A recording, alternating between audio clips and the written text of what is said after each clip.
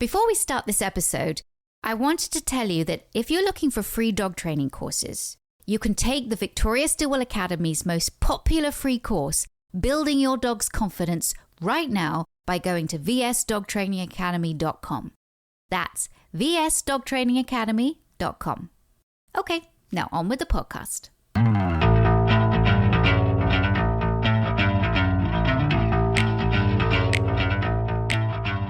Hi, everybody. Welcome to the Positively Podcast. It's me, your host, Victoria Stilwell, and today's podcast is going to be a little bit different. Today's podcast is different because it's 20 years of It's Me or the Dog. And it's just going to be me. I don't have a guest this week, but I thought I'd take you in and give you a bit of a backstage tour of what goes on at It's Me or the Dog, especially as, to celebrate the 20th anniversary, Season 10 is about to air in the UK. Season 10, can you believe it? I call it 10B, actually, because 10A, which was 10 episodes, aired last year. So another 10 episodes that we filmed last year are airing this year.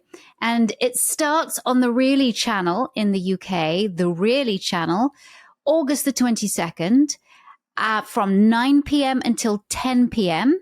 There are 2 episodes back to back, and I think you're really going to enjoy them. And for those of you who don't live in the UK, you will be able to see the episodes at a bit of a later date on Facebook and on YouTube. And I think some of you on TikTok as well, or at least they'll get tiny little snippets of it on TikTok. And it's great that people can see on social as well. Television is fabulous, but now everybody's watching so much of it online that you'll be able to see it as well as on Discovery Plus UK.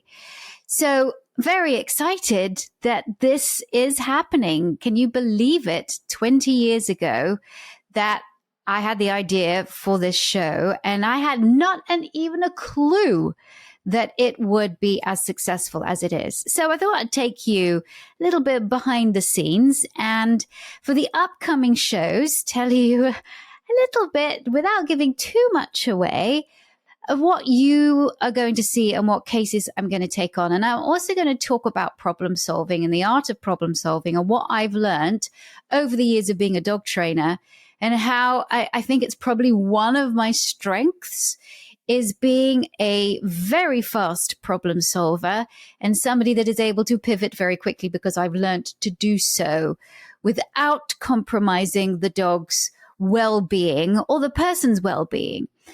Sometimes I do compromise my well-being because it gets I get very stressed, but I try not to show it. And I think over the years, I've grown to deal with the stress that sometimes comes with doing a show like It's Me or the Dog.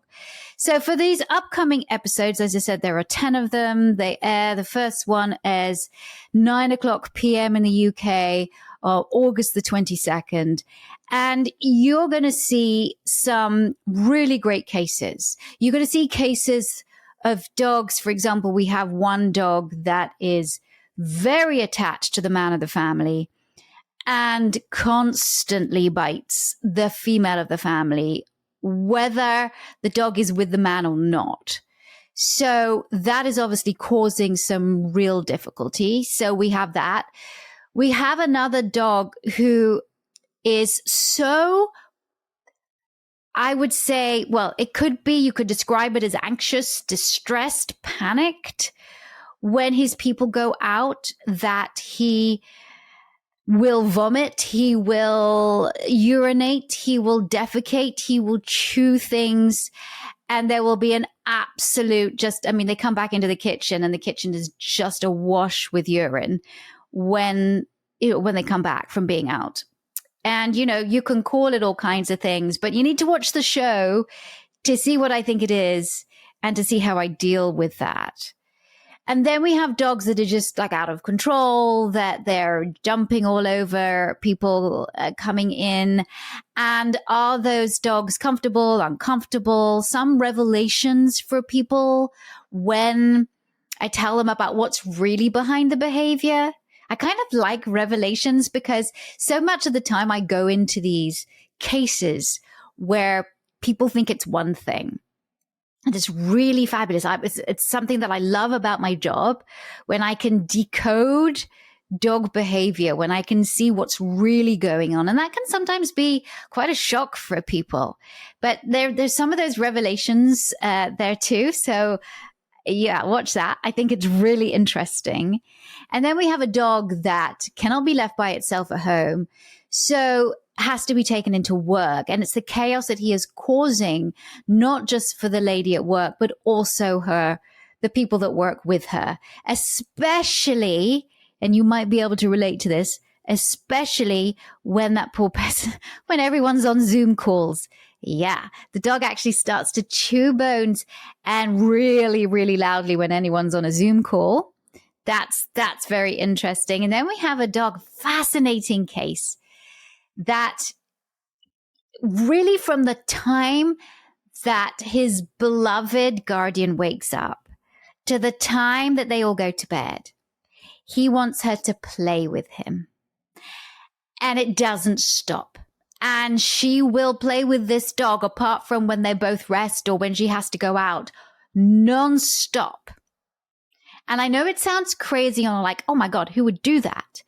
But in order for her to have a life where she at least has some kind of control and doesn't feel guilty about not giving her dog what he so needs at that time, it's kind of got into this rhythm of her not being able to stop playing.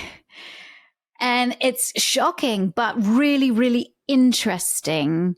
So, oh my gosh, we've got some fantastic stories, and I cannot wait for you to see them. But it brings me to, 20 years of It's Me or the Dog. And, you can go on the website, positively.com, to find out more about how the show came about. But I was a trainer before in Manhattan, and I had been schlepping around Manhattan from apartment to apartment for years and years and years. And I loved my job. I have to say, I really loved my job. But at the same time, if you're trainers out there and you're listening to this, you can relate. It was also exhausting. I would do about 4 private behavior consults a day. I didn't do group classes. It was just behavior consults. And it was, I'd be in Harlem, and then I'd be down on the Lower East Side, and then be up again on the Upper East Side and over in the West Side. And I got to meet a whole load of people and a whole load of dogs. And my journey had started back in England. And I was a dog walker and a dog sitter, and I did that for many years. And then I became a trainer, and I didn't charge people for a long time for my training services because I was learning. And at that time, there wasn't a school to go to where I could learn to become a dog trainer. I could have gone to do a degree if I wanted to go into veterinary medicine, but there really wasn't anything. But there were people writing great books. There were people doing seminars. I had a mentor. And so I read everything that I could. I absorbed every bit of information that I could. And I started to do my job and loved it. At the same time, I was pursuing a career as an actor. And so dog training and sitting and walking was really the second string to my bow, as all actors have to have a survival job. Well, that was my survival job. But it's when I came to Manhattan that, even though I did a few acting jobs, that I decided that I was going to become a full-time trainer. And so I founded a business along with my business partner called Dog Trainers of New York. And we started off with a few clients, but in a very short amount of time, we had so many clients. We were utterly exhausted. We'd work 5 days a week. But what I loved about having somebody as a business partner was I was able to bat ideas, and we would have really fabulous brainstorming sessions where we could bat ideas.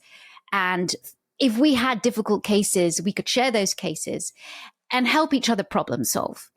And that's where the problem solving really started in earnest. because we dealt with so many different cases, so many complex cases. And I could look back at it now and say a lot of it was through confinement because, you're talking about smaller spaces. You're talking about dogs having to be on the lead. The only time that dogs in Manhattan can be off the lead are in dog parks, which are very confined spaces anyway. But before 9 a.m. in Central Park, they cannot legally be off the lead after 9 a.m. in Central Park. So a dog's life in Manhattan is quite difficult and quite confining. And so we saw a lot of aggressive behaviors. We saw a lot of reactive behaviors. We saw a lot of anxiety-based behaviors that we had to deal with. So it was a baptism of fire. It really helped my problem-solving skills. But the other thing that I did there was I volunteered with a rescue group called A Cause for Paws. And every weekend we would sit outside a pet store that's no longer there on 81st in Amsterdam. And we would have these dogs that we had taken out of the municipal shelters, dogs and cats, and that we would try and get them fostered and or adopted. And it was a tough world then. It's still a tough world now when it comes to rescue. But then it was even tougher because the waste of life in these municipal shelters, they were putting animals down left, right, and center. And it was really hard for rescue groups like A Cause for Paws to go in there and almost play God, right? You're going down death row and going, okay, well, we can only take X amount of dogs. So I'm going to take this, and this one, knowing that the dogs, that if another rescue group couldn't take them, well, then these dogs were going to be euthanized just for space. There was nothing wrong with them, just for space. And that sickened me. And a seed of an idea came into my mind where I thought I want to have the ability to give information, the right kind of information out to people on a larger scale. How am I going to do that? I started to write articles. I started to give ideas to morning shows in New York of like how you can teach your dog and how if you've got a behavior problem, you don't have to relinquish your dog to a shelter. There are people out there that can help you, or there are articles out there that can help you. And this is in 2002. So it's really before, we had the internet, of course, and we have email, but it's not as big as it is now. And social media, there was no real social media then. I don't think there was actually even any. Maybe there was YouTube. But this was before all of that. So the way to get information out there is through writing articles for newspapers and magazines, is by going on the radio and by going on television. I had moved to New Jersey at that point. I also had the business Dog Trainers of New Jersey. I'd had my daughter. She was 8 months old. I had put her to bed one night. I sat down and I watched the first episode of The Super Nanny. The wonderful Jo Frost from the UK, who was also doing an American season. And I remember watching that. It was about 8 o'clock at night, and I started to shake all over because I went, that's it. That's the idea. Instead of dealing with children, I'm going to pitch an idea about a similar show, and I'm going to call it Super Trainer. Instead of kids, it's going to be with dogs, because this is exactly what I do with dogs. And so I ran down to my computer, and my husband was in the study at the same time, and he was like, are you okay? And I was like, yeah, I've just got this idea in my mind, and I have to write it down. I'd found out who the producers were. They happened to be a production company in the UK called Ricochet Productions. And I wrote my treatment, which is an idea for a TV show. We called it a treatment. And I wrote my idea and I sent it off that night. My idea was that I would be a trainer. I would go into homes and I would help people with their dog problems. And I sent it off, not even thinking in a million years that I would get a reply. And then guess what? The next day, I received a reply. To my amazement, they were interested. And so emails and phone calls Many of those later, they said, we'd like to see some of your work. And that's when my husband, who was also a videographer as well as an actor at the time, and I was working with a great family in New Jersey, and they said, sure, you can come film with us. And we filmed an episode called Super Trainer. We cut it down to 8 minutes, and that's what sold the show to Channel 4 in the UK. That's it. That's the history of It's Me or the Dog. So I know that there's some kind of, there are people out there that like, oh, she was just an actress and they plucked her from obscurity and she started to play a dog trainer. And then, you know, I mean, stupid things of like, and then Channel 4 sued me because I wasn't a real dog trainer. Well, that's just all baloney. That is ridiculous. And it just sort of, you know, it's sad that people have to make up stupid stories like that. Just, I guess, I don't know why, but they do.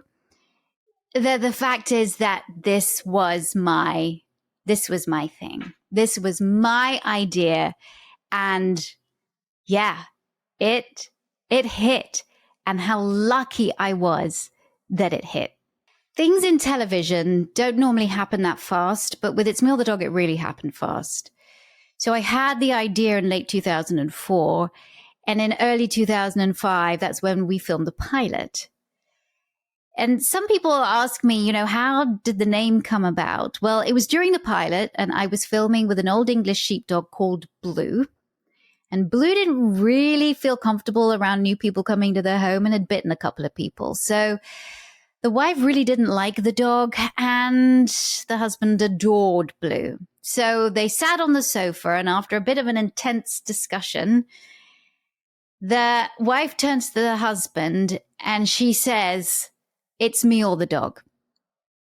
And I remember my director at the time, who was the wonderful Dan Pearson, noting that away and going, "I think that's a really good title for the show." So that's how the name came about. It's Me or the Dog, thanks to Blue's wonderful owners. And really, the pilot and the first season did so well that they commissioned a second season. Now, we only had 6 episodes that first series, and we were filming the episodes when that first one aired.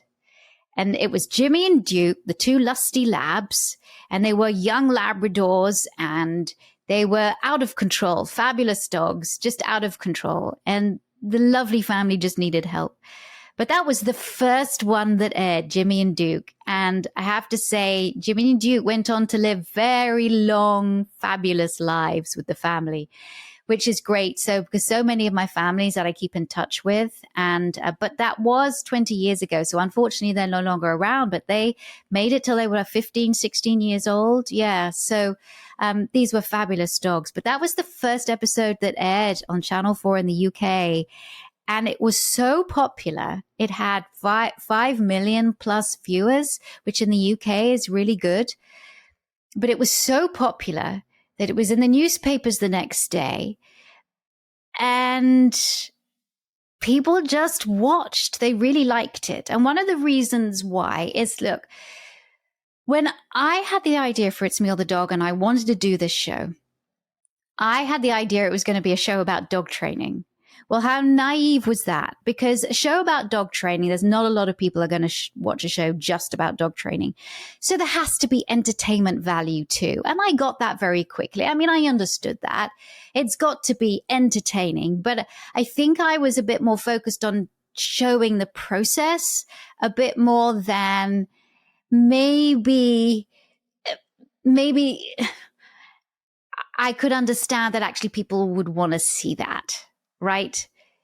There's only so many things that you can do, but it was the casting that was so good. And also the relationship that I had with the families, and also the cool training. There was a lot of cool training with it.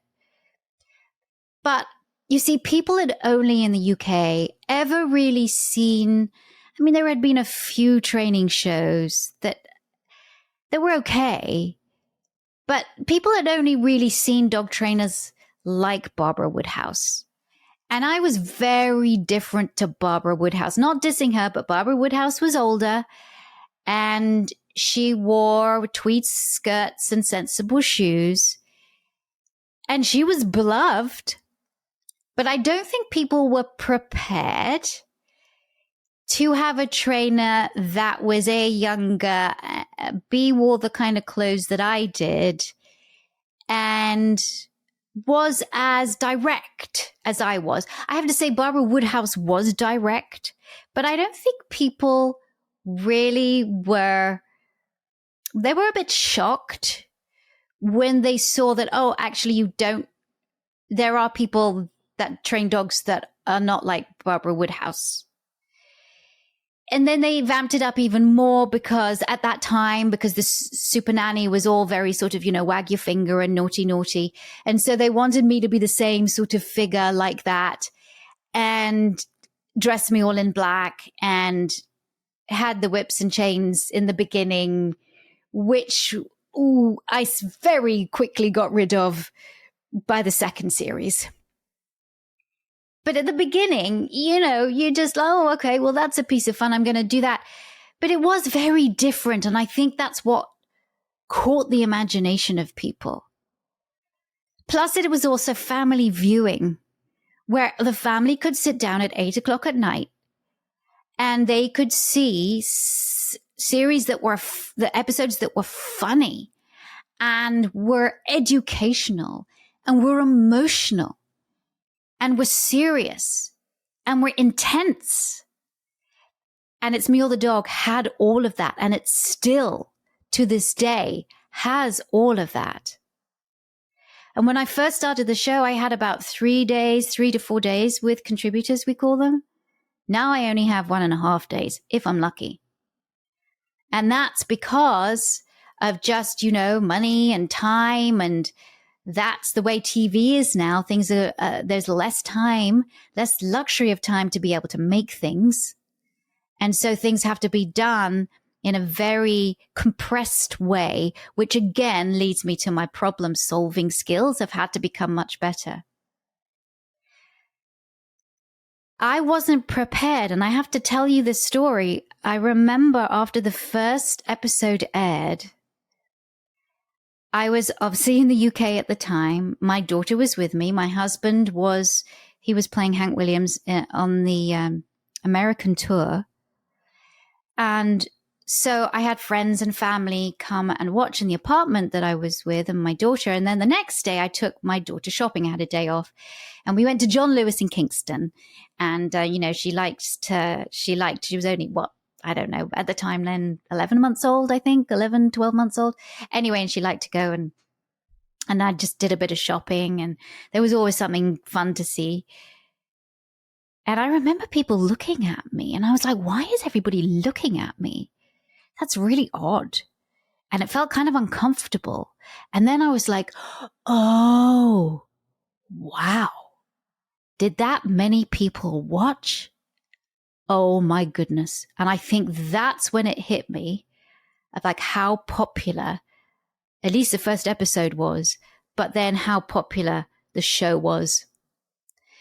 So by the end of the 6th episode, I remember we were in Leeds filming the 6th episode and the producers came up and said, yeah, you want to do another series? And I was like, sure. Okay. I think it was another series was like, I don't know, maybe 20 episodes. So I filmed from 2005 to 2007 in the UK. Then I went back to the United States and I filmed a very large show for CBS called Greatest American Dog. And during that time, Animal Planet then began to air the UK series on Animal Planet channel in the US, which is a very popular channel here. It did so well that Animal Planet commissioned another 4 seasons. So between 2005 and 2012, I filmed 110 episodes over 8 seasons. And then I thought, well, that's it. That's done. And I went on to do other great filming projects and created another show called Dogs with Extraordinary Jobs, which I absolutely loved. And I helped write it, but I created it, helped write it, produced it, and narrated it along with scientific films, the wonderful folks there, that I'd previously worked on another television show called Dogs Might Fly for Sky Television. But it wasn't until 2021 that I got a call after the pandemic. Well, we were still in the pandemic. Victoria, would you be interested in bringing It's Me or the Dog back? Are you a dog trainer looking to take your knowledge and skills to the highest level? Or maybe you're a dog guardian interested in figuring out whether your love of dogs can translate into more of a career than a hobby. Or are you already working in the pet industry but recognize that you need to fill some gaps when it comes to how to manage dog behavior so that you can better serve your existing clients? No matter where you are on your journey, the Victoria Stilwell Academy has courses that can help you get to where you want to go. From our free Building Your Dog's Confidence starter course to the powerful Fundamentals of Dog Training and Behavior course, all the way up to our flagship Professional Dog Trainer course, we have options for every skill level and budget. All you have to do is be passionate about giving dogs the best lives possible. All of our courses are available online anywhere around the world 24/7. No gimmicky sales tactics where you need to act within a certain window to enroll. My amazing team at the Victoria Stilwell Academy understands that we need to be ready to serve you whenever the time is right for you to make the jump. Whether that means dipping your toes into our free courses or realizing your fullest professional dog training dream by enrolling in the dog trainer course. So, join the thousands of dog geeks like you that are a part of our amazing and supportive VSA family today. We have Academy specialists available to talk with you and figure out how we can help you reach your dog training goals, or you can enroll in a starter course for free right now. The Victoria Stilwell Academy. It's the future of dog training. During the pandemic, a lot of people, especially in the UK, got dogs. And in fact, that phrase, we all know that term, pandemic puppy. Yeah, there were a lot of them. And so the folks at Discovery were seeing that people were having a lot of issues with their pandemic puppies. And the show that had been put on YouTube, It's Me or the Dog, that had been revived and put on YouTube, was doing so well and gaining such a massive following that Discovery decided, hey, let's bring it back to the UK. I think people need this. And so that's how it came back. So 2021, we filmed just at the end of the pandemic as people were coming out. You know, in the UK, it was very, very hard. People were on lockdown, spent many, many months in lockdown. But the summer of 2021, people were coming out of it. We still had quarantine. We still had to be careful. And there were very strict filming guidelines from Warner Brothers, because Warner Brothers is the people who own the show, and very strict guidelines. So we had to film this whole show where we could be no closer to anybody inside a home or even outside than 6 feet apart. Can you imagine filming a dog show, training show, where you couldn't be closer than 6 feet apart? It was certainly something that I had to get used to, but it worked. And we filmed 20 episodes. And then we filmed another 20 episodes. And so the last 10 of those 20 episodes is what you can see in the UK. And then online from August the 22nd onwards.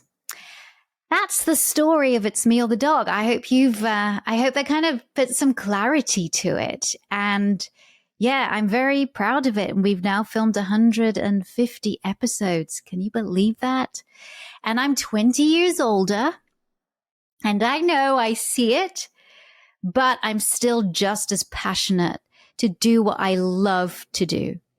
And now for me, training on screen in front of cameras is so second nature, I don't even think about it. And I have a fabulous crew that I film with in the UK for It's Me or the Dog, who are just very dog-centric and amazing people. So it's something that it's like a well-oiled machine. It truly is. And then I also luckily for those people who are like, or luckily for me, I should say, and for those people who ask me, we just filmed last year the second series of The Dog Academy, which is on Channel 4. So those of you in the UK who have seen the first series, I'm really glad you enjoyed it. It did so well that it's coming back for the second season of The Dog Academy. And that, I don't know when that's going to be aired. Maybe it's the end of the year or next year. I don't know. But that's the history. Problem solving. When I go into a home, I see it like a detective, right? Before I even get out of the car, I'm looking for clues as to why the dog is behaving in the way it is. And what is in the environment? What kind of home is it? What happens outside? What's going on the street outside? Who are the neighbors? Who lives in the home? I'm asking all of these questions. Are there toys in the front garden? What is it like in the back garden? How much space is there? What kind of cars do they have? Are their cars allowed? Do they have motorbikes? Do they have bicycles? Do people ride on skateboards down the lane? I'm looking for all kinds of little clues as to potentially why the dog is behaving in the way it's behaving. On It's Me or the Dog, the time that I actually go into homes to see people, I've never met them before. What you see, me going in, is the first time that I've actually met them.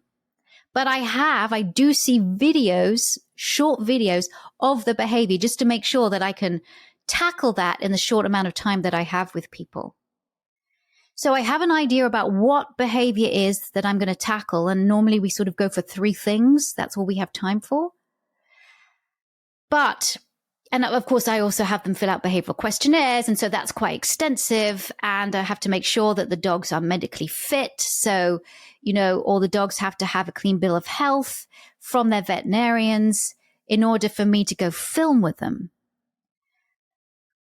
But when I go in is when I go in. And that's the first time. And for those of you who are trainers who are listening to this, you know very well that when you go into a home, that everything that you thought might be going on, well, things can change very quickly. And so one of the ways that I work so fast, and I truly do work fast, yes, positive reinforcement doesn't have to be slow. Positive training can be very fast without damaging the dog's well-being. But we also have to take the dog's well-being into account. So if I do have a dog that has a lot of very deep-rooted issues, it is going to take longer than 1.5 days. But I can use that time to set the foundation. And I'm always quite clear on that, of setting expectations right from the start. All I can do is this, this, and this. And then I can set you on the path, but you need to keep reinforcing. So when I go in with a plan, and I will always have a backup to my plan, and then sometimes a backup to my backup for that plan, just in case. But as I said, you know that sometimes you can go into a home and what you thought is going on is not going on at all. Actually, it's something very different. And so you have to pivot. And yes, there have been shows that I've gone in and gone, oh my goodness, I have to pivot fast. And so in the US, I have a trailer, which is fancy, and I can go into my trailer. But in the UK, I just have my car. So they get me a nice car, and it's big enough. It's my traveling office. And there I just go, I take 30 minutes, sit in my car, and then I will rewrite a whole lesson plan. But I also use my car during shoots as well, just sometimes just to sit in there and refocus. Is what I'm doing right?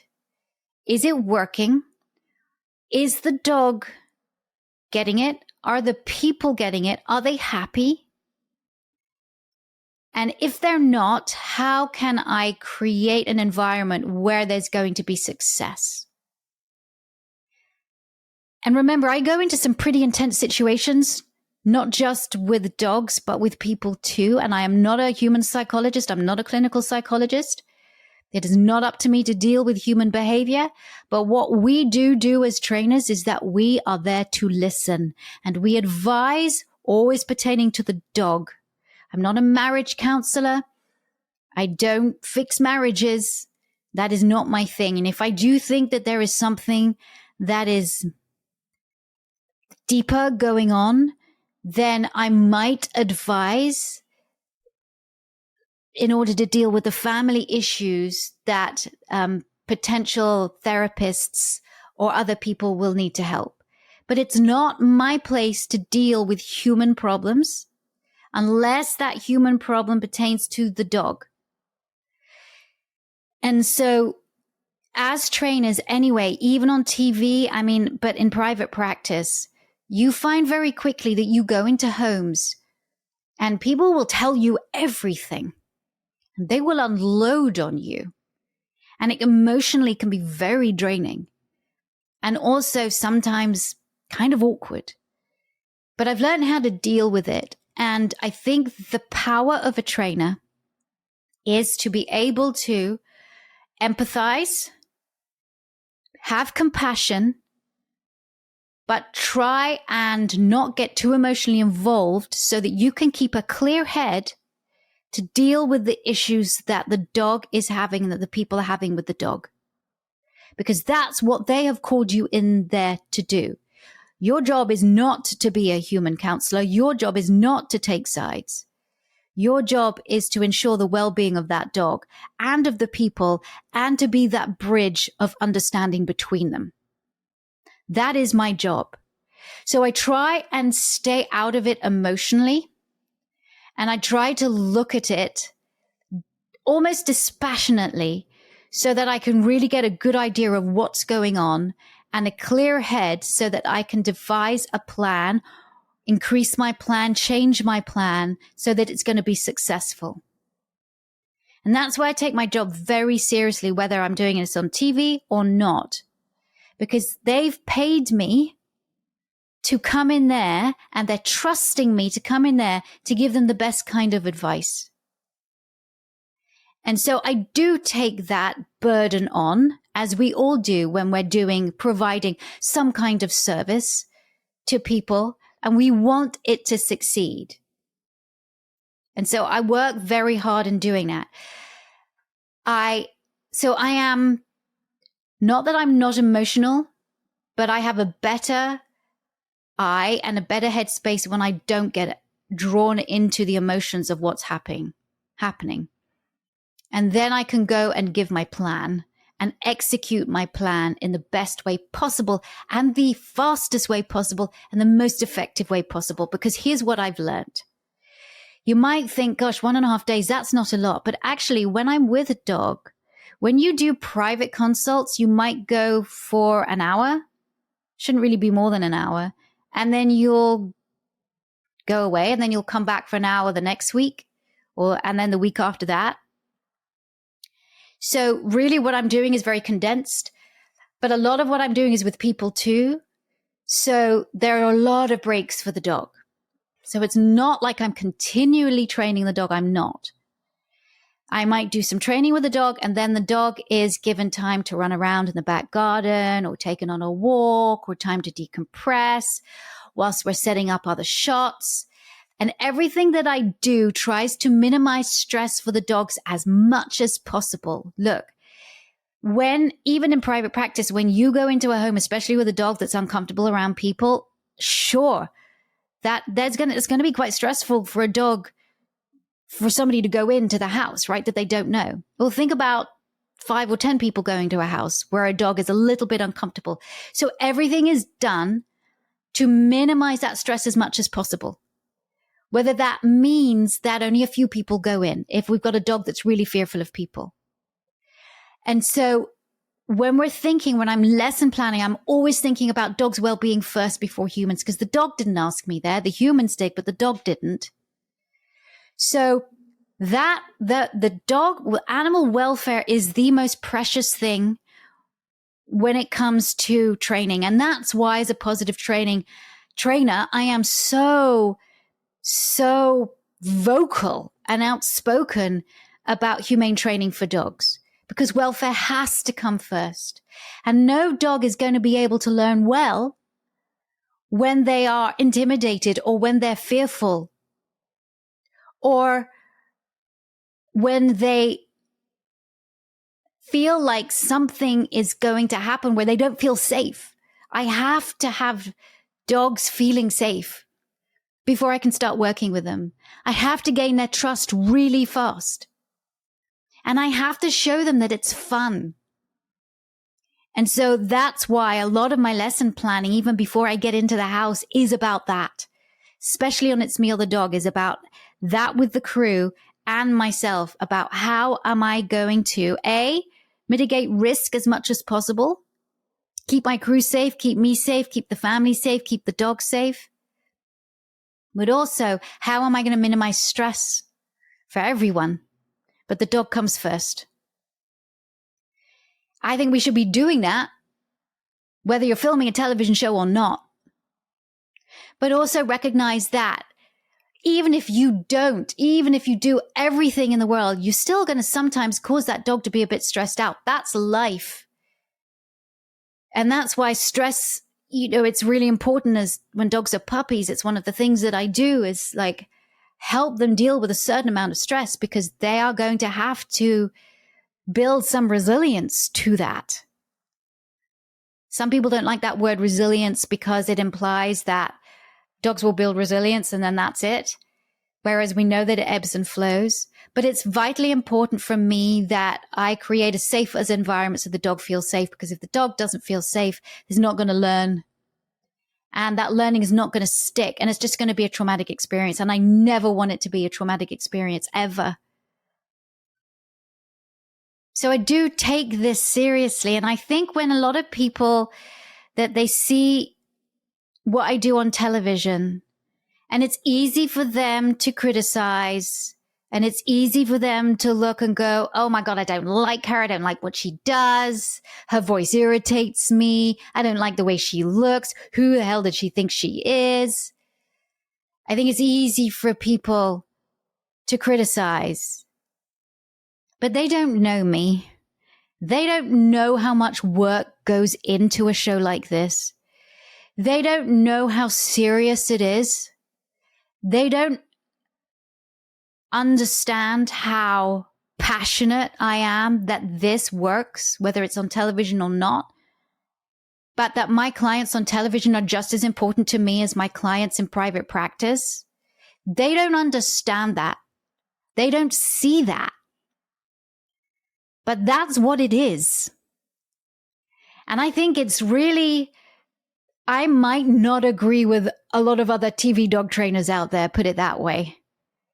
And it really puts me into despair when I see people doing just dreadful things for dogs, or putting labels on dogs and blaming dogs, right? I mean, there are very titles in other TV shows that blame dogs. I hate those titles. Because dogs are dogs, right? They're put in these confined domestic environments where they have to comply, they have to obey. And while some of that is great and they're getting love and food and comfort and safety, the other side of that is that they're in confinement and they can't think for themselves and they're disempowered and they're completely dependent on their human family. That's quite an insecure feeling when you're completely dependent upon somebody for everything. For even when you toilet. So I don't think people see that. And I think everybody can have an opinion. I think everyone can, of course, we're going to criticize, right? And people will criticize my techniques. And of course, I'm not just talking about the shock jocks out there who don't like what I do anyway, because I am outspoken about being positive and not using these devices. You know what I feel about those. But I'm talking about the people that maybe other trainers out there, but, that for whatever reason might be jealous or bitter or don't like what I do or disagree with what I do. And I think disagreement is important. I think constructive discussion is important. But there's the very small, loud, vocal minority that will call me names. And that's water off a duck's back right now. I mean, It is what it is. Call me whatever name you are. It's not the first time I've heard it. But what I really do take an affront of, and 20 years of being in the public eye has really shown me this, and I'm just being very, very candid with you, is that when people start to question my professionalism, when people start to put words down in social media that just show their ignorance but are taken as law, like I don't support pet businesses or small trainers, which is just insane because that's what my business of VSA is actually built on, teaching people to be trainers, teaching people to go out there and build businesses and be amazing in their communities and beyond for dogs and their people. That's literally what my business is built to do. That's just crazy when people put that out there. But the other thing is when people will attack me and will negate my credentials. And they put things out there. They say stupid things like Channel 4 sued her because she wasn't a dog trainer. Where did that come from? Well, I actually potentially know where that came from, but what in the... And people are like, oh my God, I didn't know that. That's so terrible. But they don't bother to go and actually do the work to research it, to find out if that is true, which of course it's not. That's crazy. And it's even crazier because Channel 4 still employs me for the Dog Academy. So if I'd been sued by them, why would I still be working with them? And if I'd been sued by my production company, why would I still be working with my production company on It's Me or the Dog, the Fabricage Productions? And some of the same people are still there from 20 years ago. It just, but when people are jealous or they're bitter or they don't like what I have to say, they start making up stories about me that are just wrong. It's defamation. And that's what I can't stand. Because now it's not just about me. It's about my team.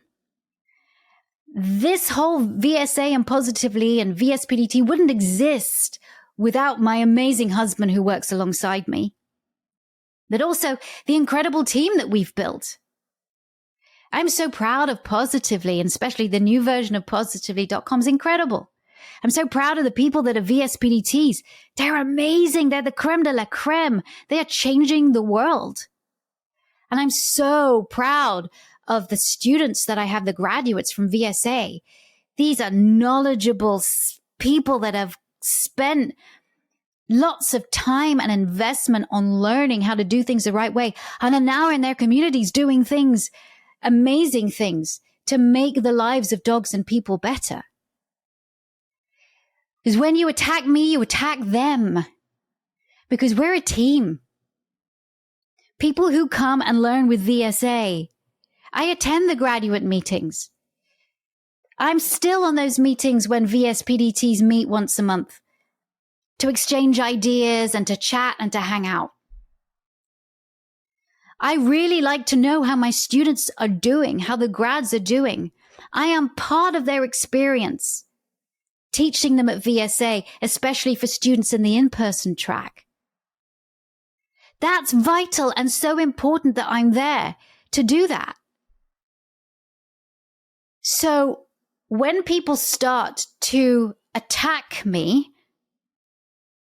for my credentials, which, by the way, yes, I am certified and became certified because as a young trainer in Manhattan, before I created Dog Trainers of New York, I wanted to be a trainer at Petco. And in order to be a trainer at Petco, I had to go through a certification.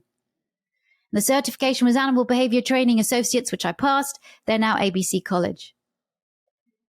So, yes, I am certified. And I continue my education by speaking at seminars, yes, but by listening to other trainers and by reading a lot and by trying to educate myself as much as possible, because behavioral science and cognitive science, it's always growing, it's always changing. So you must keep on top. And a good trainer does that. A good trainer doesn't know everything. They keep learning. They keep evolving. Evolution is vitally important. But I have to stand up for myself and say, you know what? You can try and do what you can to make yourself feel better and drag me down. But I am proud of what I have achieved. I am proud of It's Me or the Dog, and I'm proud of Positively, and I'm proud of VSA. And most of all, I'm proud because we've created this community of amazing people that are out there working and thriving in businesses. Because the dog training industry has grown so much in the last 20 years that now it's finally being taken seriously. And so I'm proud of that. And if 20 years of being in the public eye has taught me anything, it's taught me this.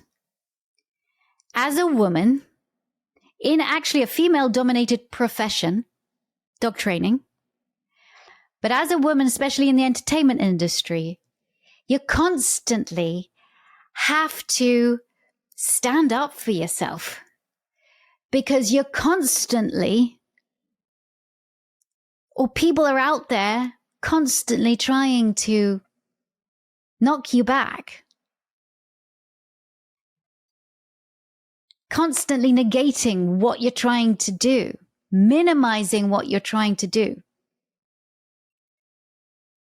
And it's even harder because if you fight back, you get called a diva or you get called other names that I'm not going to say on this podcast, but you know what they are. And you get bullied and you get torn down. And yes, some people, even in the industry, will comment on how I look. And if I was a dog trainer and I wore black boots like that, then maybe I'd have a TV show. Really? You're really gonna do that? So you're saying just because of the way I look, and because of the way I dress, that's why I got a TV show? Not because of the hours and hours and hours of preparation. Not because of the years and years and years of work. Not because of the passion and the dedication and the hard work to create something which I know is very special and is worldwide. And you say that? So I am just saying to people, if you're listening to this, for those vocal minority, and they are a minority, I sometimes will read what you write, but what you write and what you say and how you criticize fuels my fire to continue and do even more. And so I put that vocal minority away. And I want to finish this podcast by thanking the vocal majority. Because without you, without the listener, without the viewer, without the dog lover, without the rescuer, the veterinarian, the vet tech, the dog walker, the dog sitter, the groomer, the dog trainer, without you, It's Me or the Dog would not have been as successful as it was. And without those families that agreed for us to come into their homes, and the dogs that were like, okay, I guess I have no choice, but all right, actually, this is pretty fun. I want to say a huge, huge thank you. Thank you so much for your support. Thank you so much for your passion. And thank you for everybody who has put their trust in me and my team, because I have to say, you can say what you like, but Positively is absolutely 100% genuine, and it is now a trusted resource for dog lovers all over the world with the information that's on there and the fabulous courses that we have. And VSA is now a leading light in the dog training industry, as in training people to be dog trainers. It is one of the number one schools if you want to become a dog trainer. And that's because of the incredible team that I have around me. So I want to say a huge thank you to all of you, including my amazing team, for all of your support throughout these years. And I don't know if it's me or the dog is going to come back. That's not up to me. But I do know that it's definitely been an amazing journey. And I wouldn't change any of it for the world. Thanks so much for listening to this podcast, this special podcast. I truly appreciate your time, and I'll see you on another podcast. Take care. Thanks for tuning in to Victoria Stilwell's Positively podcast. For Victoria's online dog training courses, more information, and helpful dog training tips, visit Victoria's official website at positively.com. Get connected on Facebook, Instagram, and other social media as Victoria Stilwell, and follow her on Twitter at Victoria S. Learn to become a professional dog trainer with the Victoria Stilwell Academy at vsdogtrainingacademy.com. And be sure to tune in next time as Victoria helps you and your dog live your best life together, positively.